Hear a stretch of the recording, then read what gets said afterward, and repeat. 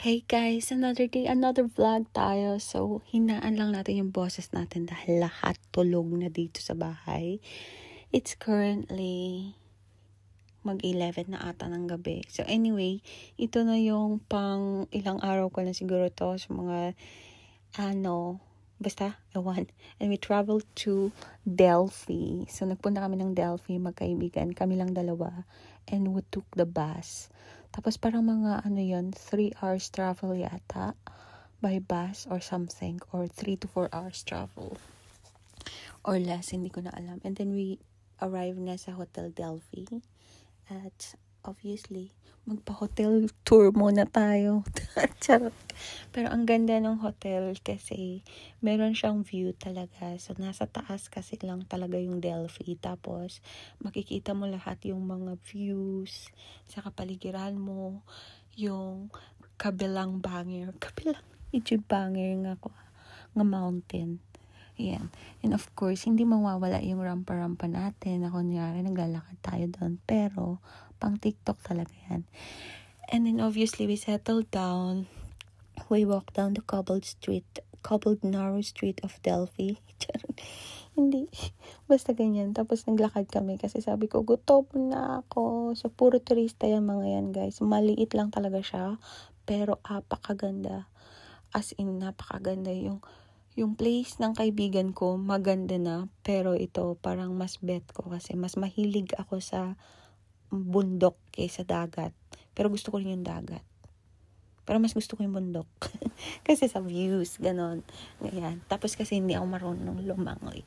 So, nakikita yung mga leaf, yung mga hotel, at saka mga different business establishment dyan, like restaurant, clubs, and shops. Talaga, nasa gilid talaga siya ng bundok. Kaya tapos narong-naro na talaga yung daanan ng bus. And then, magpa-room tour muna tayo. So, ang kulit, no? And, we were nagkukulitan dyan. Yung parang, hindi naman nag-aaway, nagbabangayan lang. And then, we got change. And then, we lakad-lakad. I think this is about 4 p.m. na. Kasi, sobrang init pa nga rin talaga sa Delphi. Sa Greece. Kahit saan naman sa Greece, mainit. Anyway, nilakad lang namin yung Temple of Apollo papunta doon kasi walking distance lang naman siya. And then nakarating na kami. Syempre, may palaylay tayo ng braso sa blouse. So, nilakad naman yan yung buong temple ng Apollo. So, sa loob ng temple niya, marami talaga siya, malawak siya na bundok. And then, may Bank of Athena and other stuff. Basta ganun, hindi ko na matandaan. Siyempre, hinihingal na tayo dyan. Pero kinaya natin akyatin. Ang ganda-ganda niya kasi full of history, tapos yung mga bato, ganyan. So, alam nyo yun, yung parang bumabalik ako nung mga panahon ng God and Goddesses. Tapos sa baba ng temple na yan, meron pang isang temple yan, yung parang temple ng Goddess of Beauty. Pero sa iba na yun.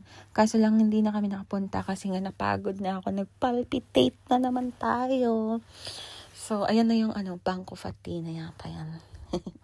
So, yan. May paslow mo pa tayo dyan. Anyway, so, lang talaga kami. We took our time and we lakad-lakad. Habang naglakad-lakad, nagchichismisan, at saka naglolokohan. Kasi matagal nga naman talaga kami hindi nagkita niyan.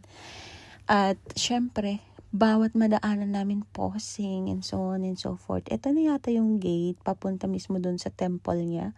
So, marami talaga yung mga, nung unang panahon, no, paano kaya nila nabuhat yan, no? Manual labor lang, no?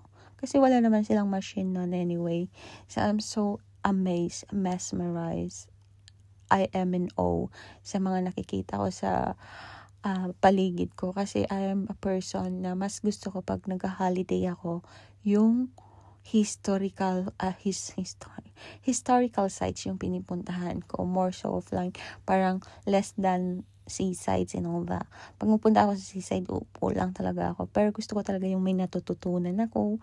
So, prinamis ko talaga sa sarili ko na pag nakalabas ako ng bansa, I wanna go and see yung mga nababasa ko nun sa libro nung elementary ako at saka high school ako.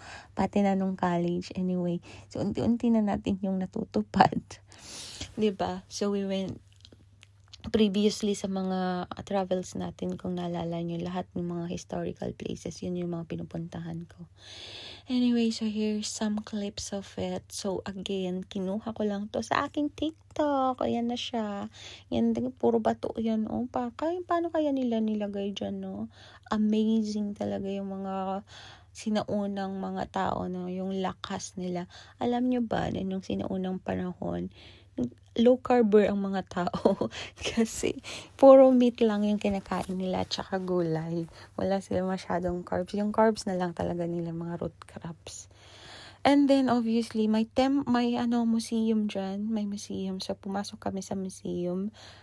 Yung mga naka-display dito, yun talaga yung mga original na nakuha dyan sa site ng Temple of Apollo. So I took time to look at each and every one. At saka nagpa-picture na rin talaga. Tsaka tignan niyo yung friend ko. Picture talaga siya. Imo din siya.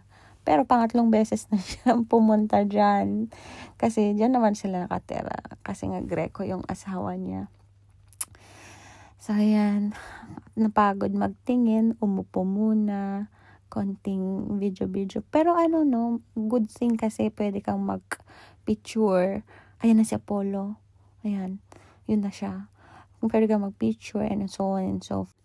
And then we went back to the hotel para magpahinga. Tapos, pumunta kami, gabi na to, so naglakad-lakad kami, ganyan, until we found this restaurant.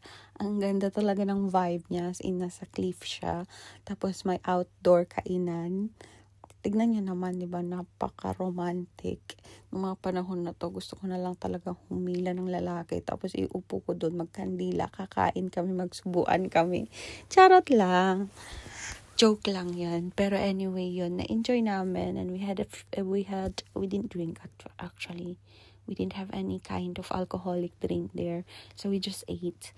Tapos naliitan kami dun sa kinain namin. And then after that, we went to the bar na katabi lang siya ng restaurant. Tapos doon na kami nag-inom. Nagwalwal na kami. And then I danced there. Naalala ko, sumayaw ako. Tapos girl, yung puso ko parang lalabas na talaga sa sobrang palpitate. Pinaghalo ko ba naman ng alak, tapos dance talaga.